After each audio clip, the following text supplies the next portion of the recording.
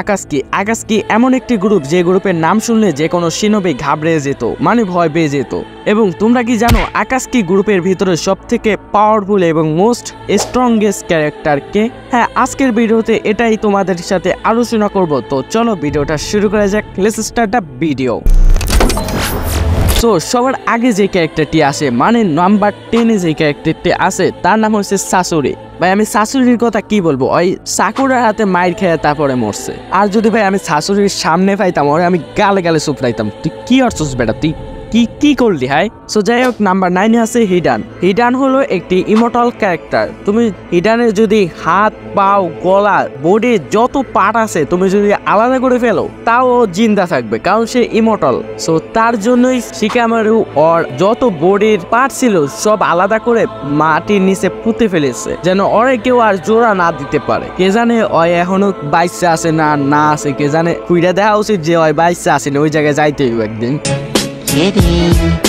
So যাই হোক, number 8-এ আছে কাকুজুই, যার কাছে আছে 5টা দিল। একটা দিল মরে গেলে আরেকটা দিল ওর সাথে আইসা ওই আবার জিন্দা হয়ে যাব। এবং কাকুজো হোক আগের সাথে ফাইট করছে, মানে হাসিরামা সেনজুর সাথে ফাইট করছে, তারপর ওই বাইসে গেছে কেমনে কে জানে।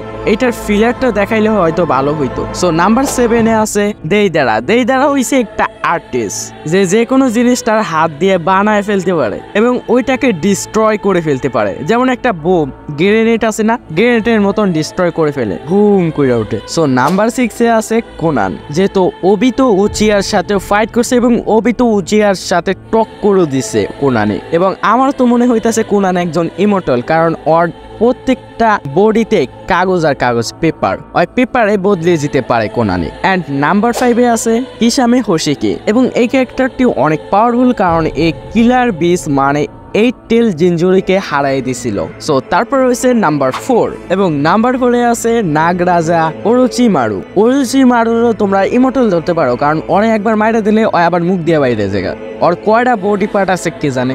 এবং নাম্বার 3-তে আছে ইতাচি উচিয়া, এবং তার সাথে আছে মাঙ্গেকিউ শারিনগান। ইতাচি এবং ইতাচির সুসানো খুবই কানেক্টেড ছিল, এবং ইতাচিকে তুমি ইনভিজিবল বলতে পারো। এবং নাম্বার 2-তে আছে পেন, বলতে পারো নাগাতোই, কারণ নাগাতোই হয়েছে পেনকে কন্ট্রোল করে। এবং নাম্বারে আছে মোস্ট পাওয়ারফুল ওবিতো উচিহা, কারণ ওবিতো এমন একটি পার্সন আকাশকি গ্রুপের ভিতরে যে 10 টেল জিনজোরিকি ছিল, এবং তার সাথে মাঙ্গেকিউ শারিনগানও ছিল।